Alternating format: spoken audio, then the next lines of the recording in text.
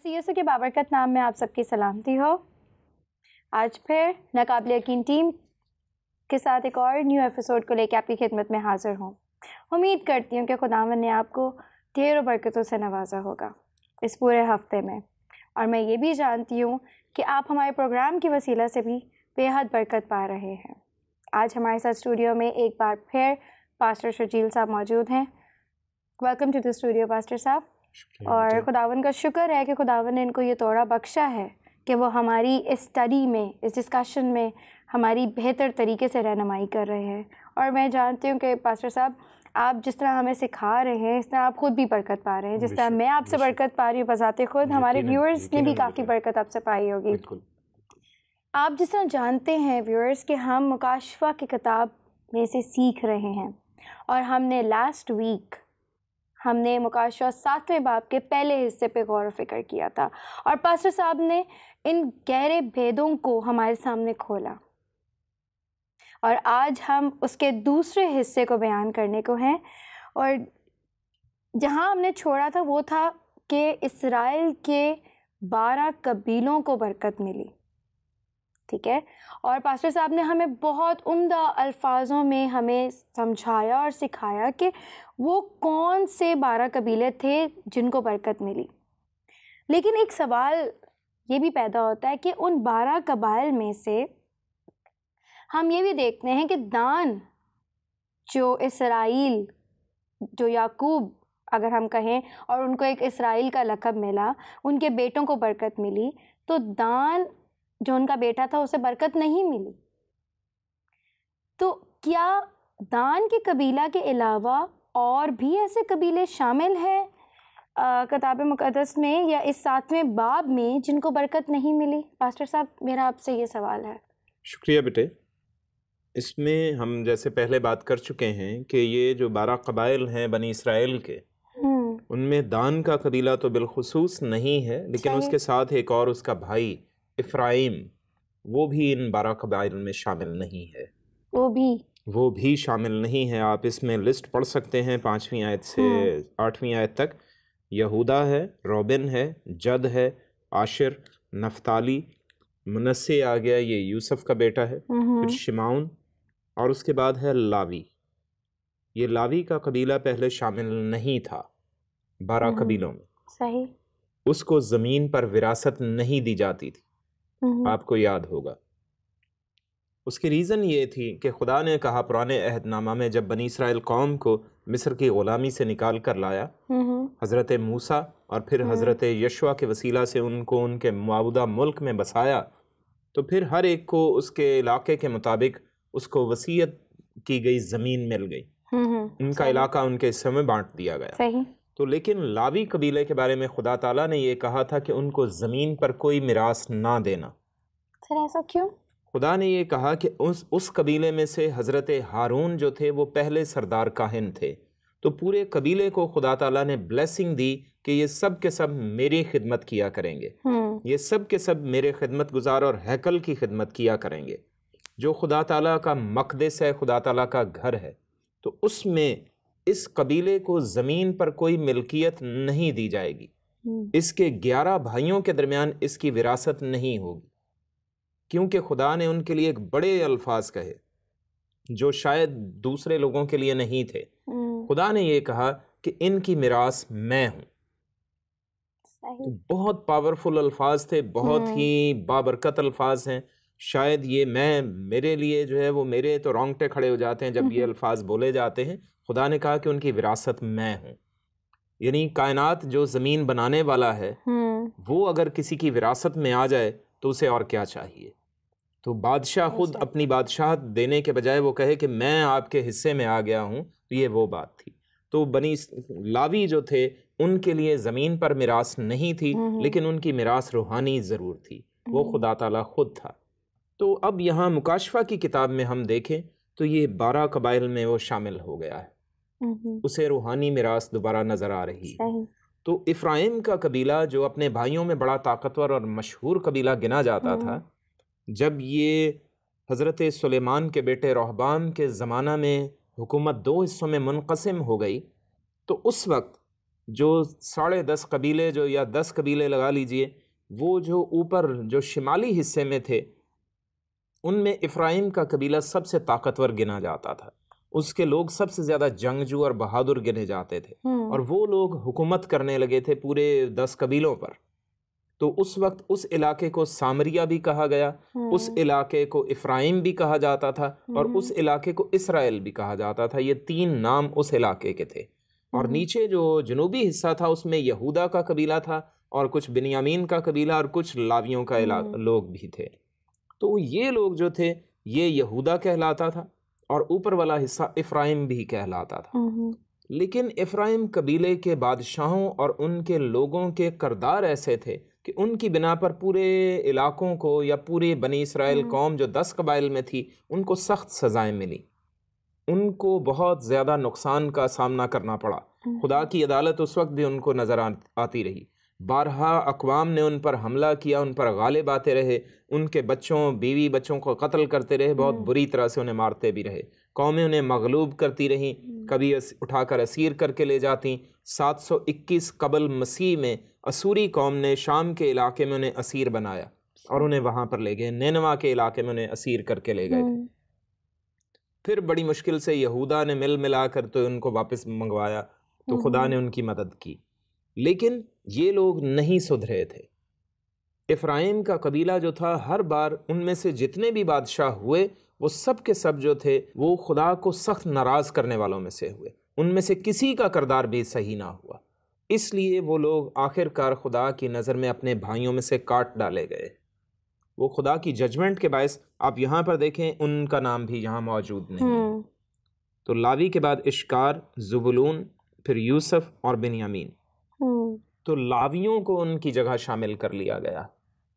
خدا اپنا 12 کا فگر پورا رکھتا ہے، اپنی گورنمنٹ وہ پوری کرتا ہے، اور 13واں وہ خود ہے۔ 12 اس کے قبائل ہیں، یا 12 اس کی گورنمنٹ کے مین ستون یا پلرز ہیں، یا اس کے کہہ لیجئے وزیر مشیر یا کچھ بھی، تو مین ان میں وہ کیا ہے، ان کا سر کا تاج ہے، وہ خدا تعالیٰ خود ہے۔ تو وہ 13واں وہ خود بنتا ہے۔ اور دنیا میں یہ بات بڑی مشہور ہے کہ جی 13 کا عدد جو ہے بڑا منحوس عدد ہے، تو یہ بہت ہی رانگ کنسیپٹ ہے بائبل کے مطابق، کیونکہ 13 نمبر جو ہے وہ خدا کا فٹ ہوتا ہے، وہ خدا خود اس میں اپنے آپ کو ریپریزنٹ کرتا ہے 13 نمبر۔ جی کیوں؟ کیونکہ 12 قبائل تھے اور ان کا رہنما بھی خدا تھا، 13واں نمبر اس کا تھا۔ صحیح۔ پھر 12 رسول ہوئے خداوند یسوع مسیح کے، اور 13واں خود خداوند یسوع مسیح تھا۔ اس وجہ سے یہ فگر منحوس ہو ہی نہیں سکتا۔ یہ بالکل غلط کنسیپٹ اور رانگ پرسیپشن پیش کی جاتی رہی۔ جو بت پرست قومیں تھیں وہ اس طرح سے یہ فگر دیتی رہیں کہ جی یہ 13واں عدد ہے۔ خیر، مین یہاں پہ یعنی دان کا قبیلہ کٹ گیا اور افرائیم کا قبیلہ کٹ گیا۔ تو یہ 2 قبیلوں کے بعد ان کی جگہ پر منسے کا قبیلہ اور لاوی کا قبیلہ بیچ میں شامل کر دیے گئے۔ ان میں سے 12 ہزار جو تھے وہ لوگ شامل ہوئے۔ آج دنیا میں دیکھیں تو آج دنیا میں یہ قوم بنی اسرائیل کے بجائے صرف یہودیوں کے نام سے مشہور ہے۔ تو وہ بھی ان میں سے بہت سے قبیلے جب 586 قبل مسیح میں بابل کی سلطنت نبوکد نظر بادشاہ کے زمانہ میں ان کو اسیر کر کے لے گئے، تو اس کے بعد وہ پراگندگی میں اور اسیری میں ہی رہے۔ وہ ہولوکاسٹ کہا جاتا ہے ان کا، ڈایاسپورا ان کو کہا جاتا ہے۔ تو وہ جب ہوا ہے تو پھر وہ کبھی اس ملک میں، کبھی دوسرے ملک میں، کبھی کسی علاقے میں، وہ ادھر ہندوستان پاکستان میں بھی آ کر انہوں نے بسیرا کیا۔ تو وہ 12 قبائل جو ہیں وہ اپنی شناخت کھو چکے ہیں، اپنی پہچان کھو چکے ہیں، ان کی آئیڈینٹی ان کو معلوم نہیں رہی۔ لیکن کیا خدا کو یہ بھول گیا ہے؟ خدا یہ چیزیں نہیں بھول سکتا۔ خدا ہر ایک کو جانچتا ہے، جانتا ہے اور پہچانتا ہے۔ اسے معلوم ہے کہ کون سا کس قبیلے سے تعلق رکھتا ہے، کون سے افراد کس قبیلے سے ہیں۔ تو یقیناً دنیا میں جو بھی ان کے قبائل ہیں، وہ چاہے ہندوستان، پاکستان، افریقہ، امریکہ، یورپ، کسی بھی علاقے میں ہیں، وہ سب کے سب خدا کی نظر میں ہیں۔ خدا ان سب میں سے 12 ہزار بچائے گا۔ وہ جانتا ہے کہ 12 قبائل کون سے ہیں، ان میں سے وہ 12 ہزار کا فگر پورا کر کے 1,44,000 کو دنیا کے اینڈ میں وہ نبی چنے گا، ان کے اینڈ میں وہ ایونجلسٹ چنے گا۔ وہ اچانک سے اٹھ کھڑے ہوں گے اور وہ دنیا کے سامنے آئیں گے اور انجیل کی منادی کریں گے، لیکن اس مصیبت کے دور میں یہ خاص بات ہے کہ وہ مصیبت کے دور میں ہی اٹھیں گے، اور اس وقت وہ انجیل کی منادی کرنے والے اور خدا کی گواہی دینے والے وہ لوگ ہوں گے۔ یہ خصوصی باتیں 12 قبائل کے بارے میں تھی۔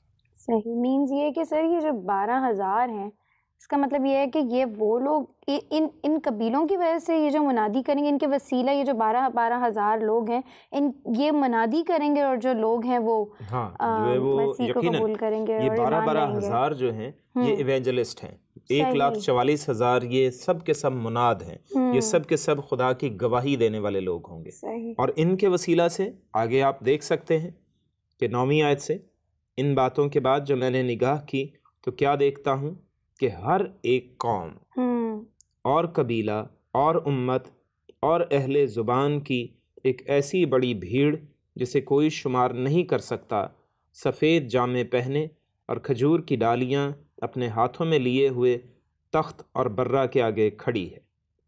تو یہ تمام دنیا کے لوگوں میں ہر قوم میں یہ منادی کریں گے، یہی 1,44,000۔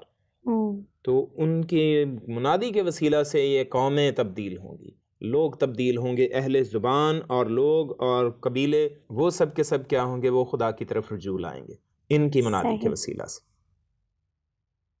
سر ہم آگے جس طرح پڑھتے ہیں تو ہم دیکھتے ہیں کہ بائبل مقدس میں سفید جامے یا سفید پوشاک کا ذکر ہے۔ ہم جیسے سیکھ رہے تھے جب چھٹے باب میں 5ویں مہر میں، تو ان لوگوں کو بھی سفید پوشاک دی گئی، اور یہاں پہ بھی جب ہم دیکھتے ہیں تو سفید جامے کا ذکر ہے کہ سفید جامے پہنے ہوئے۔ تو سر اس کا کیا معنی ہے؟ مطلب ان دونوں میں کیا ڈفرینس ہے؟ کیا یہ ایک ہی ہے، سفید جامہ الگ یا سفید پوشاک؟ مجھے تو لگتا ہے کہ بالکل کمپیریزن تو بالکل سیم ہے، مطلب ایک ہی ہے ان کا کمبینیشن، لیکن وہاں پہ ہم ایک ڈفرینٹ صورتحال دیکھتے ہیں اور یہاں پہ ہم ریجوائس فل اگر بیہیویئر دیکھیں تو دیکھتے ہیں، لیکن وہاں پہ تو ان کے انصاف کی بات کرتے ہیں کہ ان کو دیے گئے۔ تو سر ذرا اس کو ذرا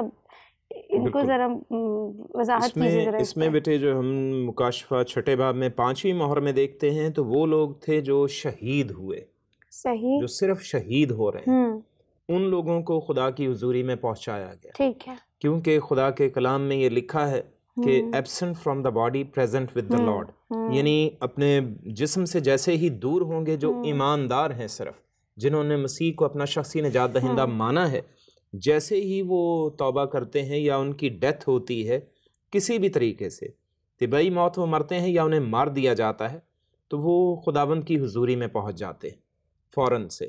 تو وہ لوگ قتل ہوئے تھے، شہید ہوئے تھے خداوند یسوع کی گواہی پر قائم رہنے کے باعث۔ یہ اس مصیبت کے زمانہ کے شروع میں ہی وہ شہید ہوئے ہیں، صحیح، تو اس لیے وہ خدا کی حضوری میں انصاف مانگتے ہیں۔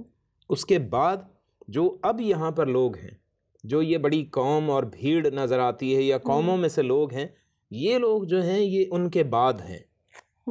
یہ 2.25 سال کا عرصہ گزر چکا ہے مصیبت کا دور آئے ہوئے دنیا پر، تو اس وقت یہ سچویشن ہو رہی ہے۔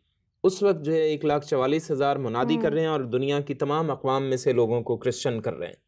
کرسچن کرنے سے مراد یہ نہیں ہے کہ زبردستی پکڑ رہے ہیں، بلکہ ان کو انجیل کا پیغام سناتے ہیں، لوگوں کو دل قائل ہوتے ہیں، ان کے دل ٹوٹتے ہیں، اور وہ کنوکشن کے باعث، روح القدس کی کنوکشن کے باعث وہ مسیح کو قبول کرتے ہیں۔ صحیح، یہ لوگ اپنی حکمت اور اپنے دلیلوں سے لوگوں کو کرسچن نہیں کرتے، بلکہ روح القدس کی کنوکشن کے باعث لوگ کرسچن ہوتے ہیں۔ اصل بات یہ ہے، تو وہ لوگ سفید جامے پہنتے ہیں، ان کو سفید جامے دیے جاتے ہیں۔ اصل میں اگر ہم مکاشفہ 3 باب کی 18ویں آیت میں دیکھیں تو وہاں خداوند یسوع مسیح یہ فرماتے ہیں کہ مجھ سے سفید پوشاک لے لے تاکہ تیرا برہنہ پن ظاہر نہ ہو۔ یہ وہی برہنہ پن ہے یا شرمندگی ظاہر نہ ہو، بلکہ وہاں پر یہ لکھا گیا، یہ وہ برہنہ پن یا شرمندگی ہے جو باغ عدن سے چلی ہے، جو گناہ کے باعث آدم اور حوا کو شرمندگی سہنی پڑی، کیونکہ اس سے پیشتر ان کے پاس لباس موجود نہیں تھا، لیکن وہ شرمندہ نہیں تھے کسی بات پر، کیونکہ انہوں نے کوئی غلط کام نہیں کیا۔ جب غلطی کر لی اس کے بعد انہیں اپنی شرمندگی کا احساس ہوا، تو وہ گناہ کی شرمندگی ہے۔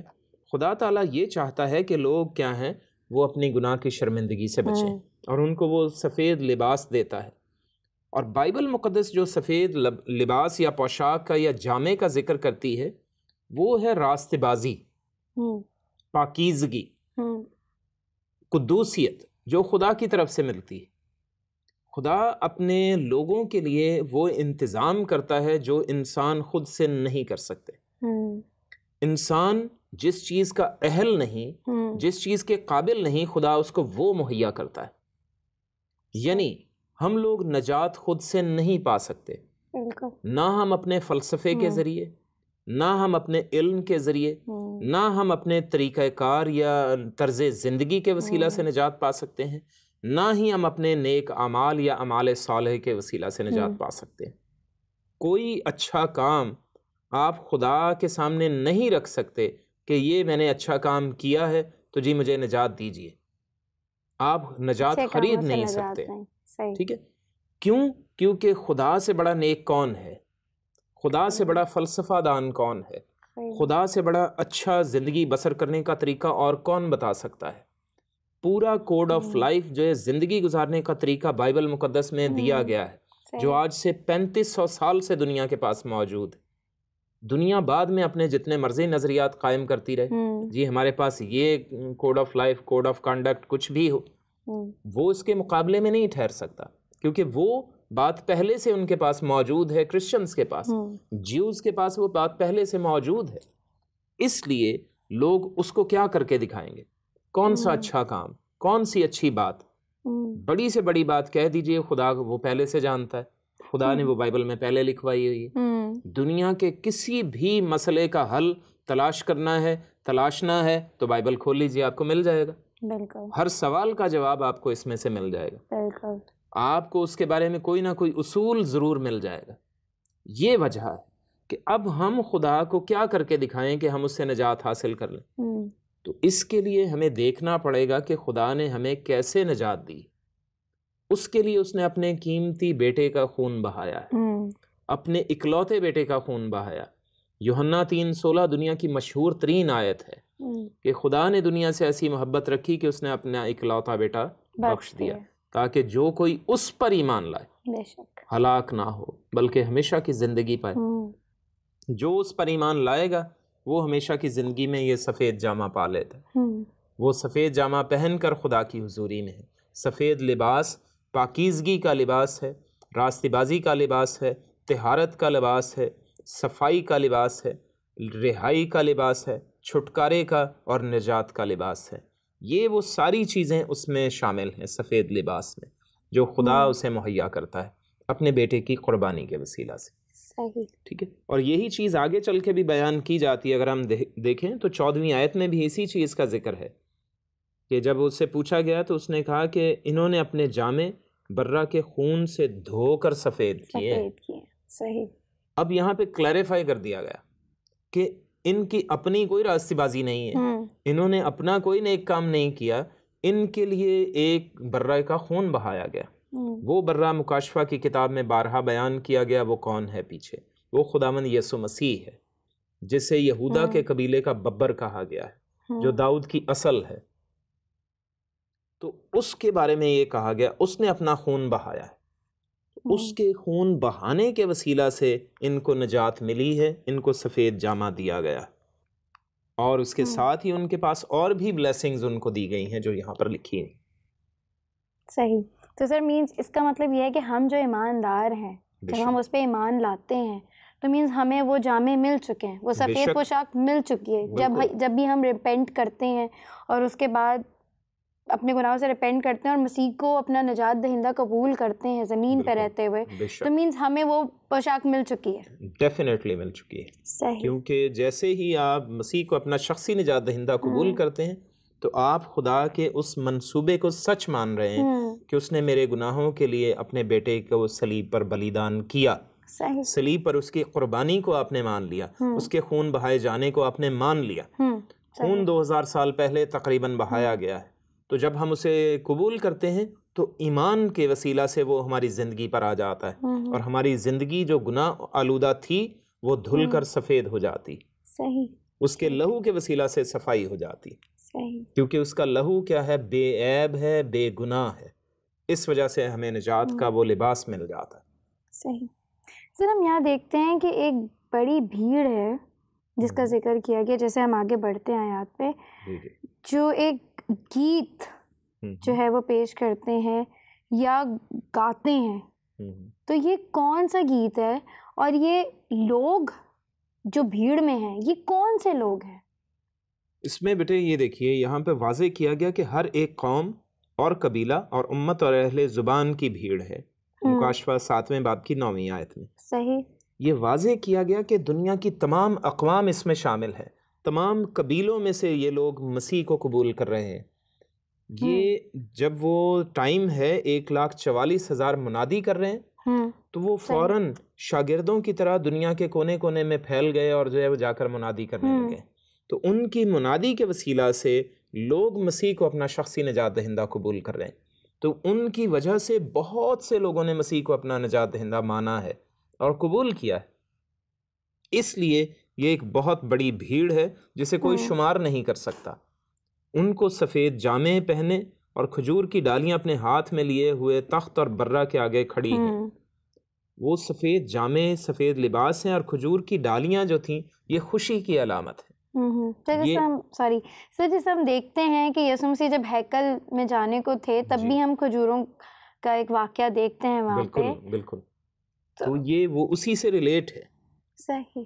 یہ اسی سے ریلیٹڈ ہے کیونکہ وہاں پر خداوند یسوع مسیح کو جب انہوں نے ویلکم کیا لوگوں نے تو بڑی خوشی سے قبول کیا کیونکہ وہ گدھے پر سوار ہو کر آیا تھا. اس کی نبوتیں وہ لوگوں کے درمیان پوری ہو رہی تھیں تو وہ بڑی خوشی سے اس بات کو ایکسیپٹ کر رہے تھے کہ ہوشانہ ہوشانہ، مبارک ہے وہ جو خداوند کے نام سے آتا ہے. ٹھیک ہے. تو یہ بات جیسے ہی کہی گئی ہے تو اس کا مطلب یہ تھا کہ مسیحائی جو نبوت تھی وہ وہاں تکمیل پذیر ہو رہی ہے. مینز وہ بھی ایکسیپٹ، ان کو پتا تھا کہ یہ خدا کا برہ ہے. بالکل. ٹھیک ہے. تو مینز یہ بالکل ہی سیم بات ہے جو انہوں نے وہاں پر اسے یہ قبول کیا تھا کہ یہ ہمارے لیے کیا بن گیا ہے، یہ بادشاہ ہے. انہوں نے مسیح بادشاہ اسے قبول کیا تھا وہاں پر. اور آسمان پر خدا کے نام کو جلال اور زمین پر صلح، یہ سب باتیں وہاں پر ہیں. تو ہوشانہ کے معنی ہی یہ تھے. ٹھیک ہے کہ آسمان پر خدا کو جلال اور زمین پر خدا کے لوگوں میں صلح، کیونکہ اب اس کا مسیح زمین پر آ چکا ہے. یہ اس وجہ سے یہ بات کہی گئی تھی. صحیح. تو وہاں پر انہوں نے زمین پر کھجور کی ڈالیاں بچھائی تھیں. اس ہستی کو انہوں نے وہاں پر دیکھا تھا. تو اب وہی ہستی ان کے سامنے یہاں تخت پر موجود ہے. اس لیے وہ خوشی سے وہ ڈالیاں اپنے ہاتھوں میں لیے ہوئے ہیں. کھجور کی ڈالیاں ان کے ہاتھوں میں خوشی کا نشان ہے، خوش ہونے کی علامت تھی یہ کہ وہ لوگ خداوند یسوع مسیح کو اپنا شخصی نجات دہندہ مانتے تھے زمین پر، اب وہ اس کے روبرو کھڑی ہیں. وہ جماعت، وہ ہجوم، وہ بھیڑ، وہ اس کی حضوری میں موجود ہے. اس وجہ سے کھجور کی ڈالیاں ہاتھ میں لیے. اور پھر اس کے بعد انہوں نے نجات کا گیت گایا ہے. وہ گیت جو ہے وہ چلا چلا کر کہتی ہے کہ نجات ہمارے خدا کی طرف سے ہے جو تخت پر بیٹھا ہے اور برہ کی طرف سے. پھر وہ الاعلان اس بات کا اظہار کرتے ہیں، اقرار کرتے ہیں کہ نجات خدا کی طرف سے ہے. جیسے کہ یوحنا 14ویں باب کی 6 آیت میں خداوند یسوع یہ فرماتا ہے کہ راہ اور حق اور زندگی میں ہوں، کوئی میرے وسیلہ کے بغیر باپ کے پاس نہیں آتا. بے شک. تو اس نجات کا سیم وہی فارمولا یہاں پر بیان ہوتا ہے. اسی کلیے کو یہاں پر وہ لوگ اب دہراتے ہیں، اسی کا اقرار وہ کرتے ہیں کہ دنیا کا کوئی بھی ورلڈ ویو سسٹم کچھ بھی ہے، کچھ بھی فلسفہ ہے، فلسفی ہے، کچھ بھی سسٹم ہے، سائنٹیفک ویوز ہوں، ایوولوشن ہے یا اور بھی نظریات ہیں، وہ سب کے سب اس بات کے آگے ہیچ ہیں کہ خداوند یسوع کے بغیر آسمان تک رسائی نہیں ہو سکتی. یہ وہ چیز اقرار کرتے ہیں اور یہی یہاں پر اعلان کیا گیا. صحیح. اسی کو بیان کیا گیا اور یہی ایک ہی فارمولا ہے کہ خداوند یسوع کو نجات دہندہ مانیں اور ہمیشہ کی زندگی پائیں. صحیح. ٹھیک ہے. مطلب وہ اقرار پہلے بھی ہم دیکھتے ہیں بے شک جب یسوع مسیح اس دنیا میں تھے، مطلب یسوع کا مصلوبیت کے بعد اٹھائے جانا، تو مینز ہم ان چیزوں کو پہلے وقت میں بھی دیکھتے ہیں اور اینڈ میں بھی دیکھتے ہیں کہ وہی خوشی آخر میں بھی منائی جاتی ہے. یہ اس وقت دو چند ہو جائے گی خوشی. صحیح. جس نے آپ کو نجات دی، جس نے ہمیں گناہ کی قید یا جیل سے نکالا، جس نے گناہ کی غلامی، ابلیس کی غلامی سے رہائی دی، وہ اب آپ کے روبرو ہے.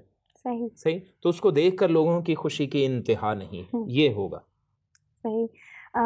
جس طرح ہم آگے پڑھتے ہیں پاسٹر صاحب تو ہم دیکھتے ہیں بزرگوں کے بارے میں اور فرشتوں کے بارے میں کہ فرشتے ان بزرگوں کے ارد گرد کھڑے ہیں. بالکل. لیکن کیوں کھڑے ہیں؟ یہ دیکھیے یہاں پر جو ہے وہ مین مرکز خدا تخت ہے اور برہ ہے اور اس کے ارد گرد جاندار اور بزرگ ہیں اور پھر ان کے ارد گرد فرشتے ہیں. یہ وہ خاص بات ہے کہ خدا ان کا مرکز ہے. خدا ان کے لیے جو ہے مین ہیرو ہے. اب اس کے ارد گرد ہیرو کا کوئی خاص کام ہے جو اس نے کیا تھا تو اب اس کام کے نتائج نکل رہے ہیں. تو وہ نتائج جو برآمد ہوئے ہیں ان کو دیکھنے کے لیے فرشتے وہاں سب اکٹھے. تو وہ شخصیت جو سب کچھ کر سکتا ہے ایسا ہی کر سکتا ہے اسی کا نام وہ بار بار دہراتے ہیں اور اس کی تمجید اور عزت کرتے ہیں. ہم سب انسانوں کے لیے بھی یہی ہے کہ ہم ہر پل شروع میں بھی اسی کا نام لیں اور اینڈ میں بھی اسی کا ہی نام لیں تو نجات ہماری. صحیح. Thank you so much pastor صاحب. آپ نے اس دوسرے حصے کو بلکہ اس پورے حصے کو ہمارے سامنے دوسری بھید کو کھولا. Thank you so much pastor صاحب فار دس. اور میں ایک بات کہنا چاہوں گی ہمارے ویورز سے کہ ہم انسان ہوتے ہوئے ابھی اس دنیا میں ہیں. ہمیں چاہیے کہ ہم اسے اپنا شخصی نجات دہندہ اب قبول کریں.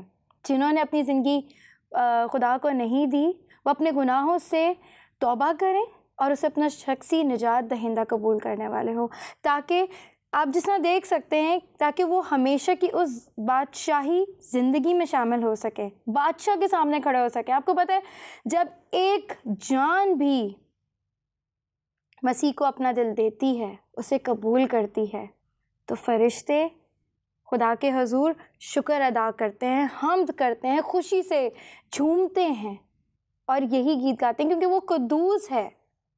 اور ہمارے لیے وقت ہے کہ ہم آج اس وقت کو غنیمت جان کے کیا کرتے ہیں. ہمیں بھی اندرونی خوشی خداوند کے سامنے رکھنی چاہیے. ہمیں بھی اندر سے خوش ہونا چاہیے اور کہنا چاہیے کہ اے قدوس تیرے علاوہ ہم اس دنیا میں کچھ بھی نہیں ہے, تو ہی ہمارا بادشاہ ہے. کیا ہم نے اس الہی ذات کو اپنا بادشاہ بنا رکھا ہے یا ہم نے دنیاوی چیزوں کو اپنا بادشاہ بنا رکھا ہے؟ ہمارے لیے سوچنے کی بات ہے کیونکہ آج اگر ہم نہیں سوچیں گے تو وہ ہمارے لیے اس 7 سالہ وقت میں جو ٹریبولیشن پیریڈ جسے ہم کہتے ہیں اس پہ اثر ہوگا. کیونکہ وہ وقت ہمیں آج ان باتوں کو سیکھنے کا مقصد یہ ہے کہ ہم ان باتوں سے سیکھیں اور سمجھیں اور اپنے آپ کو ذہنی اور دلی طور پہ تیار کرنے والے ہوں, نہ کہ ہم انتظار کریں کہ جی ہم اس ٹائم پیریڈ میں شامل ہوں اور اس کے بعد جب منا دی ہو تو ہم ایمان لائیں. آج وقت ہے, آج ہماری زندگی نے ہمیں موقع دیا ہے, یہ وقت دوبارہ نہیں آنے والا. خیر پاسٹر صاحب تھینک یو سو مچ. آپ نے بڑے آسان اور بڑے بھید کی باتوں کو ہمارے سامنے کھولا ہے اینڈ میں جانتی ہوں کہ آپ ہماری ہمیشہ اسی طرح رہنمائی کرتے رہتے ہیں. So thank you once again. And viewers پھر ناقابل یقین ٹیم کے ساتھ ایک اور نیو ایپیسوڈ کو لے کے آپ کی خدمت میں حاضر ہوں گی. تب تک کے لیے تھینک یو ویری مچ.